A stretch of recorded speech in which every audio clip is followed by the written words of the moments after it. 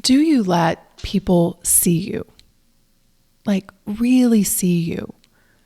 Hear your unique opinions, show up in a way that feels truly in alignment with who you are, to express yourself in your unique way?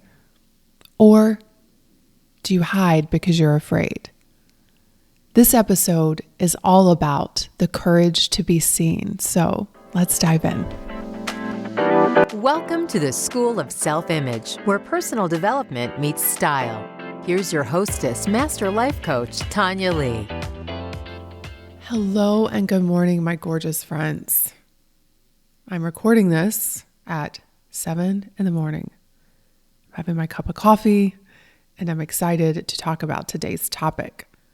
I love recording podcasts in the morning. It's very strange because I often say I don't like to work in the morning, but podcasting is different. I don't know if it's because my brain is fresh or I have, a space to just really enjoy and think and share. But mornings are when I like to podcast jam. And so here we are. I am getting ready for our upcoming Royal Treatment Workshop. This is a 5-day workshop where I'm going to be sharing 5 specific things that you can do to step into your queen energy and to treat yourself like a queen. And here's why this is so important. The world really does treat you the way you treat yourself because it's what you will allow. It's what you will look for. It's what you will create. This is why self-image work is so important. When you see yourself as worthy, when you see yourself as a queen, when you see yourself as deserving, and then you back that up with action, crazy miracles start to happen in your life. And so we are going to be starting that workshop next week, 5 days. And even if you cannot attend live, you will have access to the replays for life, and you're going to learn some super valuable things, and I'm going to be teaching it in a way I've never taught it before. So come and join us. Bring your friends, bring your mama, bring your sisters, bring your friends, do it together. We actually have a lot of women who do that. They recruit their closest friends and they'll go through this experience together. But I would love to see you in the workshop. So you can head to schoolofselfimage.com/royal. Okay, so let's dive into today's episode. And I want to start by you visualizing yourself standing in your life as a queen. And I want you to notice the energy that you are embodying as you visualize this.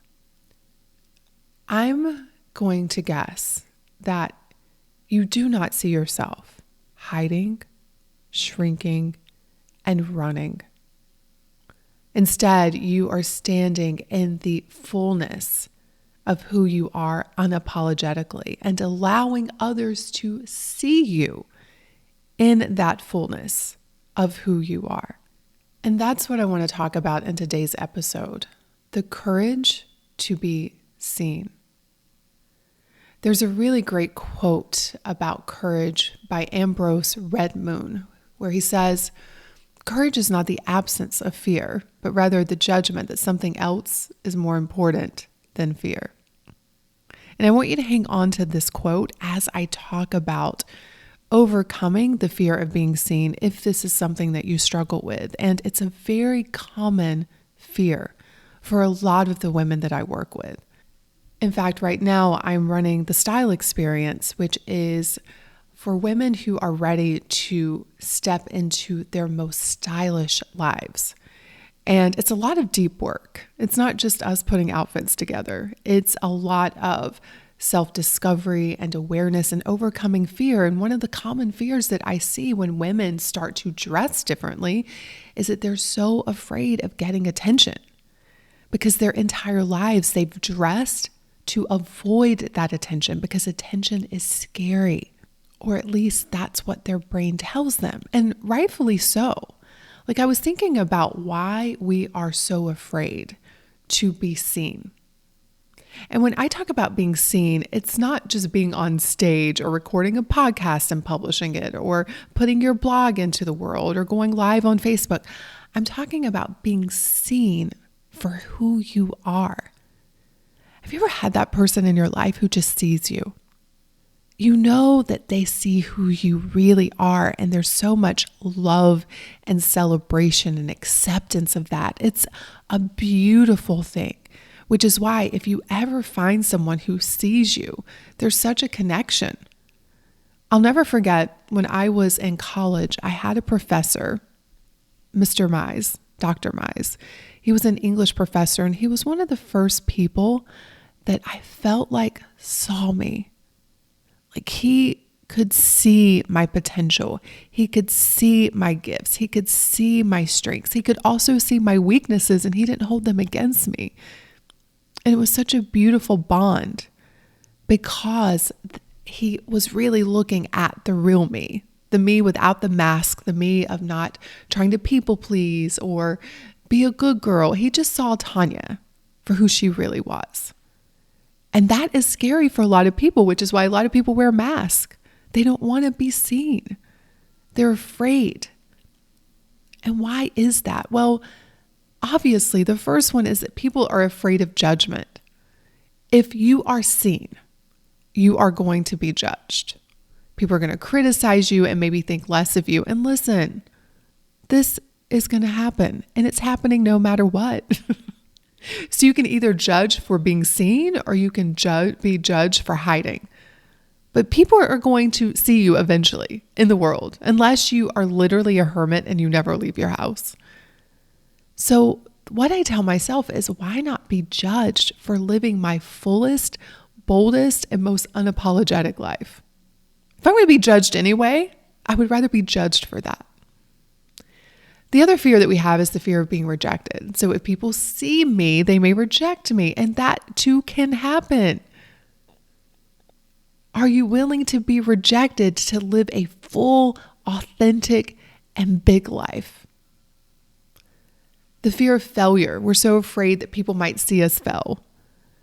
But have you ever noticed that the stories we love the most, the people that we connect with, are the heroes and the heroines, the ones who have failed and failed and failed, and then they finally succeed, and we're like, yes, those are the people we're rooting for.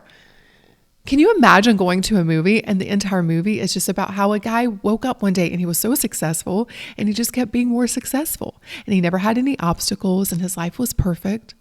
We would be bored out of our minds. We would not relate to the character. We wouldn't want to probably hang out with that character. And yet that's who a lot of us are trying to be.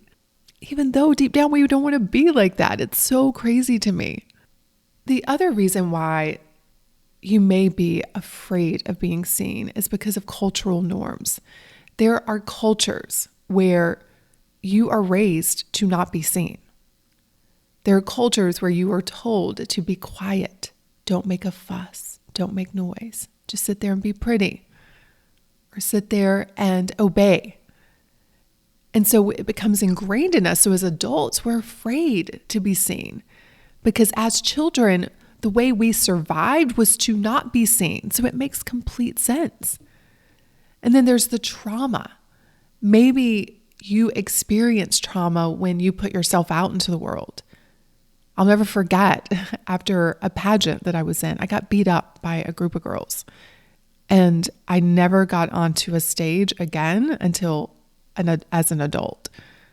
That was so traumatic to me. I was like, I don't want to expose myself to this anymore. If this is what happens when you're seen and you put yourself out there, then I want no part of this. And so I had to overcome a lot of fear. Like literally, I was like, people are going to come and beat me up. I can see it now at Soci live. I get off stage and all y'all come backstage and give me a good beating. But the truth is, deep down, and I want you all to really hear me on this, the majority of the world is rooting for you. This is a belief that has been backed up by studies, and it's also a belief that has helped me overcome my fear. The majority of the world is rooting for me. Now, I don't tell myself the whole world is rooting for me because I know that's not true. And I don't want to set myself up for a lot of cognitive dissonance. Now, I could say that and I could choose to believe it, but my experience has been, and the way the world is set up, is that's not true. There are people out there who don't want to see you win. There are people out there who will judge you, who will reject you, who will gossip about you. But the majority of people, the ones who really matter, want to see you. They want to hear from you. They want to learn from you. They want to be in your presence. They want to see you win. They want to see you, which means you must stop hiding, which means you must stop shrinking into the background of your own life. This means you must express your opinion. You must put on the dress or wear the lipstick. It means you must get up on stage, grab the mic, publish the book, ask for what you want, take up space. Let people's gaze fixate upon you because you deserve to be seen. 100% period. I'm not arguing with you about this. So now what? How do we actually do this? This is some tough work because it brings up a lot of our fears. It's so much easier to sit at home and judge ourselves than to get out into the world and be judged by others. But which is going to lead to your most incredible life? A big life requires that you feel big emotions. So this means that the courage to be seen is not about not fearing it. Because let's face it, if you've been fearing being seen for years, maybe even decades, it's not going to go away overnight. And it may be something that you carry with you for a long time. However, as the quote said, courage is not the absence of fear, but rather the judgment that something else is more important than the fear. Is what you want, what you desire, more important than the fear? And this is why knowing your why is so important. Why you want what you want is your fuel to creating it. And it has to be more important and bigger than the fear. If not, you will give in to the fear every single time. Every time I get up on stage to speak, I am nervous.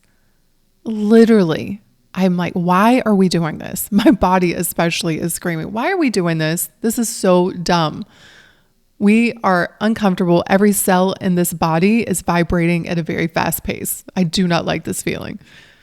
But my why is big enough because I look out and I realize I want to be an example that we can do amazing things even if we're afraid.